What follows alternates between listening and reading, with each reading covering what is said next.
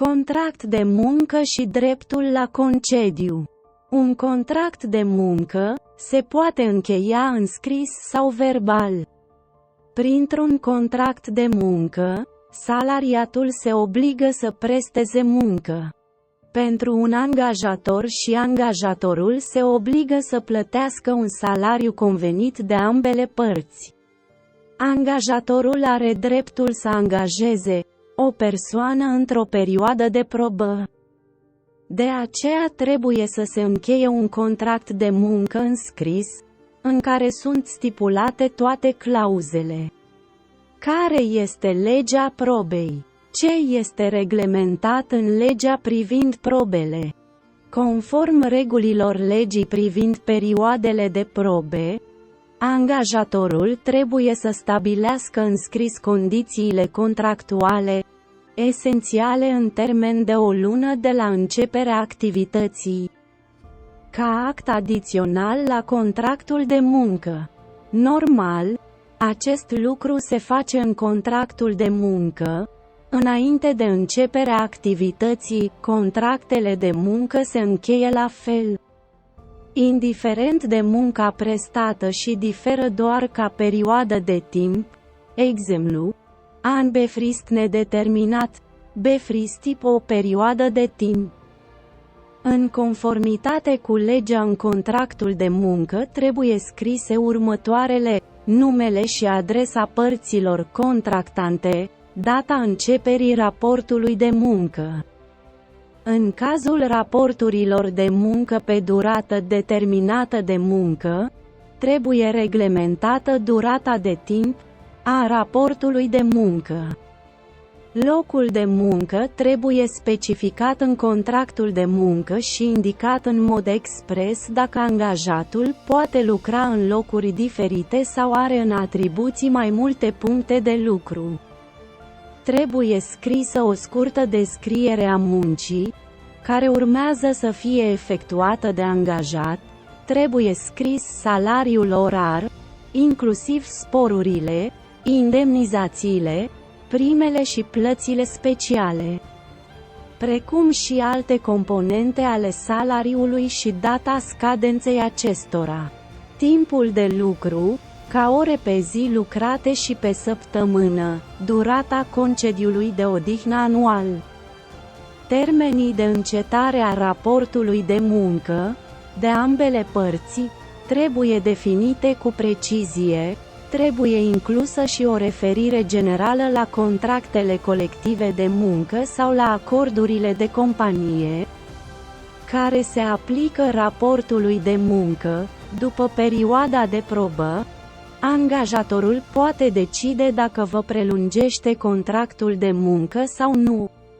Oricum ar fi, legea îl obligă pe angajator să vă înștiințeze în scris din timp, cu 30 de zile înainte de a vă expira contractul de muncă, dacă v-a prelungit contractul de muncă. Trebuie conform legii să vă dea un nou contract sau o anexă la vechiul contract.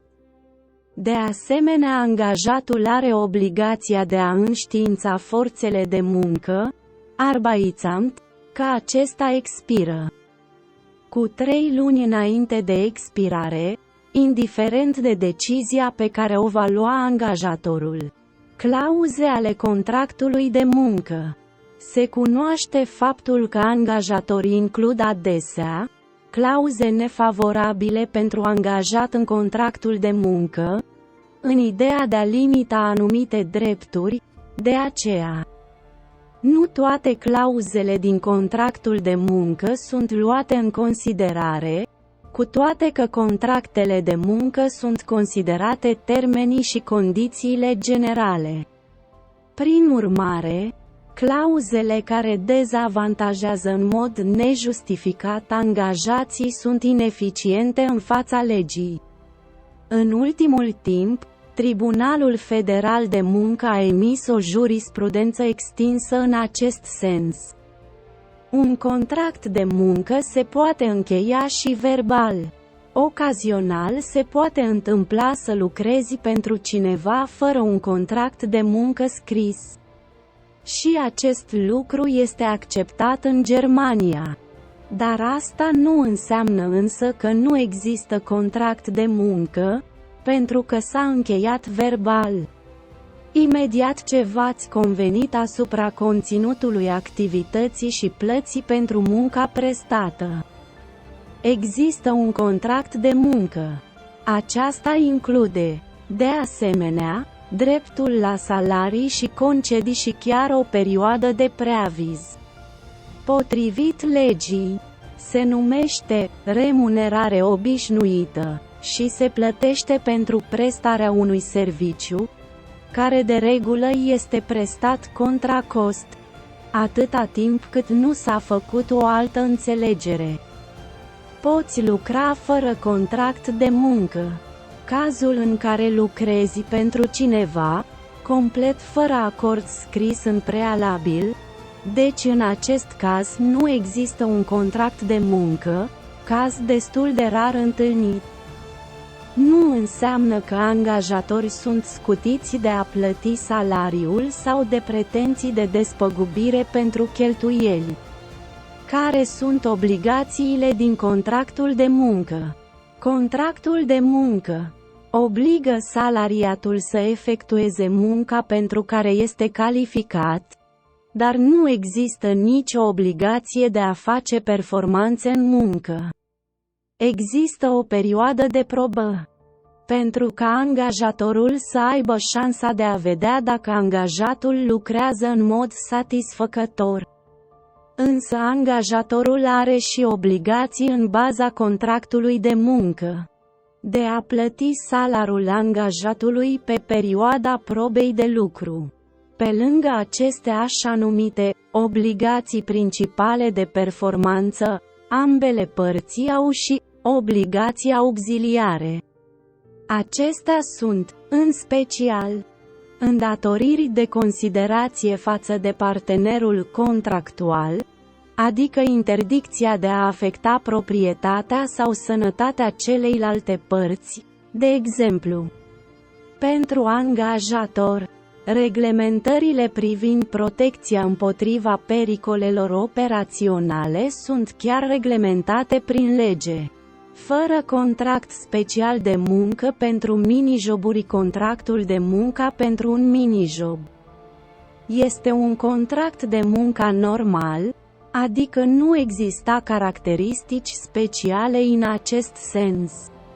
Nu există nicio diferență între termenii mini-job și angajare după program, adică Nebenjob. Acești termeni reprezintă prestațiile de muncă, care se plătesc până la 450 de euro pe lună sau până la 5400 de euro pe an. Un job este considerat mini-job dacă angajarea nu depășește 2 luni sau 50 de zile pe an. Avantajul acestor tipuri de angajare este că nu se supun contribuțiilor la asigurările sociale.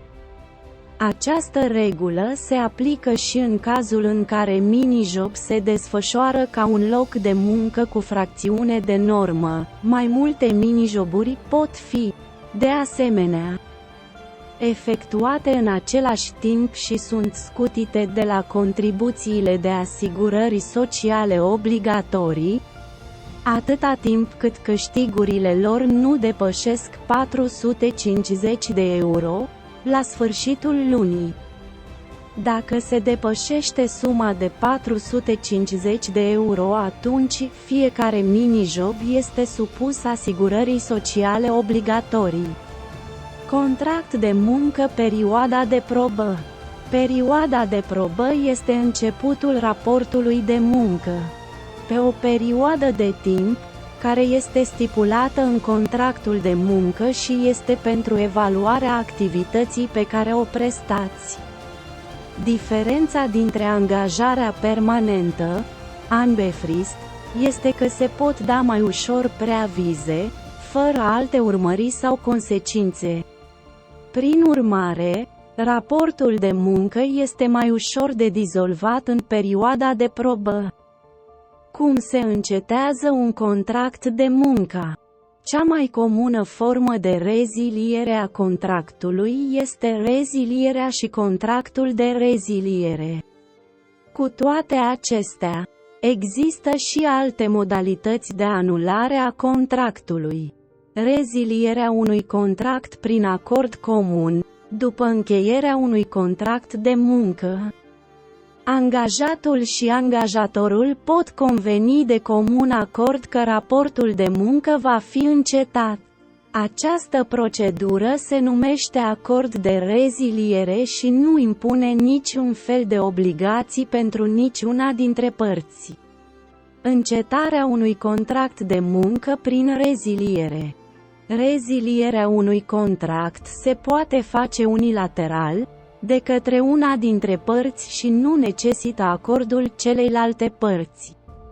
Pentru a proteja pe cel care cere rezilierea, trebuie să existe un motiv de aplicabilitate a legii de protecție a concedierii pentru fiecare tip de reziliere și trebuie respectați termenii de preaviz sau alte formalități. Încetarea prin contestare a contractului de muncă. Un contract de muncă se încheie de către salariat și angajator, prin care se declară că nu doresc să mai stabilească un raport de muncă. Cu toate acestea, aceste declarații pot fi contestate, dacă au fost făcute sub amenințare, sau dacă unul dintre cei doi a greșit cu privire la conținutul declarației sale sau a fost indus în eroare în mod fraudulos. În cazul în care firma este vândută total sau parțial, sau îi expiră contractul la unul dintre obiective, contractele de muncă trebuie preluate de noul angajator. Dacă salariatul nu dorește acest lucru, poate solicita asta în termen de o lună și contractul de muncă cu angajatorul inițial continuă. Cu toate acestea, dacă nu este posibilă continuarea angajării acolo, poate exista o încetare din motive operaționale. Ce este un transfer? Un transfer se înțelege ca o modificare unilaterală a raportului de muncă cauzată de angajator în ceea ce privește locul, timpul și conținutul muncii de prestat. De regulă, condițiile de muncă sunt specificate în detaliu în contractul de muncă. Acestea sunt însă specificate din punctul de vedere al angajatorului. În ciuda acordului destul de specific privind condițiile de muncă din contractul de muncă, contractele de muncă moderne mai conțin de obicei clauze de transfer. Aceste clauze de transfer prevăd că salariatului îi se poate atribui de către angajator și un alt loc de muncă sau cel puțin echivalent cu cel actual și cu condiția să aibă aceleași atribuțiuni. Anunțul de modificare în absența unei opțiuni de transfer. În cazul în care angajatorul nu poate modifica unilateral condițiile de muncă în cadrul raportului de muncă existent, prin autoritatea sa de conducere, acesta trebuie să emită în scris o notificare de modificare. Această notificare este ca o anexă la contractul de muncă vechi, pe baza căruia poate fi încheiat și în același timp poate emite un nou contract salariatului și îi se oferă posibilitatea de a continua raportul de muncă în condiții noi. Desigur, salariatul are dreptul de a nu fi de acord și poate lua măsuri împotriva unui transfer, precum și împotriva unei notificări de modificare. Ce se întâmplă dacă există ambiguități în contractul de muncă? Dacă în contractul de muncă există ambiguități sau formulări înșelătoare, aceasta este problema angajatorului. Angajatorul este utilizatorul contractului de muncă și, prin urmare, el este responsabil, să se asigure că un contract de muncă este întocmit corect. El este, de asemenea, responsabil să se asigure că contractul de muncă nu conține nicio formulare ambiguă. Dacă se întâmplă acest lucru, este doar problema angajatorului și în acest caz de confuzie. Contractul de muncă se interpretează întotdeauna în favoarea salariatului. Legiuitorul a reglementat detaliile vacanței în Legea Federală a Vacanțelor. Acolo este specificat și concediul minim legal. Pe baza unei săptămâni de 6 zile, concediul minim legal este de 24 de zile lucrătoare. Cu toate acestea, acum se presupune că o săptămână are 5 zile lucrătoare și concediul legal este, prin urmare, de 20 de zile lucrătoare. Prin urmare, fiecărui angajat trebuie să îi se acorde cel puțin 4 săptămâni de concediu pe an.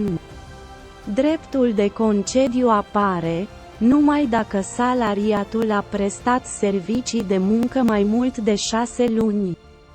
Salariatul are dreptul la o 12-a parte din concediul anual pentru fiecare lună de muncă încheiată. Potrivit legii, cererile de concediu de odihnă ale salariatului trebuie luate în considerare, cu excepția cazului în care problemele urgente ale firmei sau solicitările de concediu de la alți angajați, care merită prioritate din punct de vedere social. Odată ce concediul a fost aprobat, acesta nu mai poate fi revocat și acest lucru se poate face numai cu acordul angajatului. Pe timpul concediului, angajatorul este obligat să plătească angajatului salariul. În anumite sectoare, de exemplu în industria construcțiilor, există fonduri de vacanță care sunt pentru plata plăților de concediu. Aceste fonduri de vacanță sunt menținute prin contribuții obligatorii din partea angajatorilor. Dacă angajatorul refuză în mod ilegal acordarea concediului de odihnă, acesta poate fi dat în judecată. Despăgubirile pentru concediu pot fi luate în considerare doar în cazuri excepționale. Dacă vacanța nu mai poate fi luată din cauza încetării raportului de muncă, atunci vacanța trebuie compensată.